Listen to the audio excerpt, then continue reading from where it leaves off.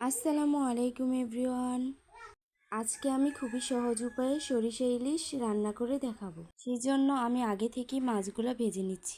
এবার সয়াবিন তেলের মধ্যে পেঁয়াজ কুচি তেজপাতা দিয়ে দিব। এবার দিয়ে দিচ্ছি 2 চা চামচ লবণ, পরিমাণ মতো রসুন বাটা দিয়ে দিচ্ছি।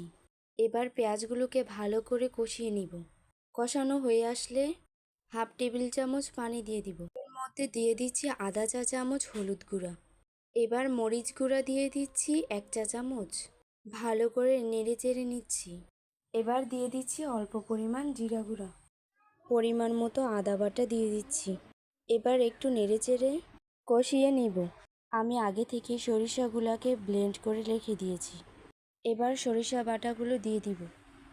ভালো করে নেড়ে চেড়ে মিশিয়ে নিচ্ছি। এবার 2 টেবিল চামচ পানি দিয়ে দিব।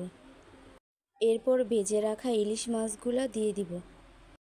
এবার আমি কাঁচামরিচ দিয়ে দিচ্ছি। কাঁচামরিচ দেওয়ার কারণে একটু ঝাল ঝাল লাগবে, খেতে মজা লাগবে। এবার একটি ঢাকনা দিয়ে ঢেকে 7-8 মিনিট জাল করে নিব। এই তো 7-8 মিনিট পর চলে এসেছি। সরিষা এরকম গাঢ় টাইপের হয়ে আসলেই নামিয়ে নিতে হবে।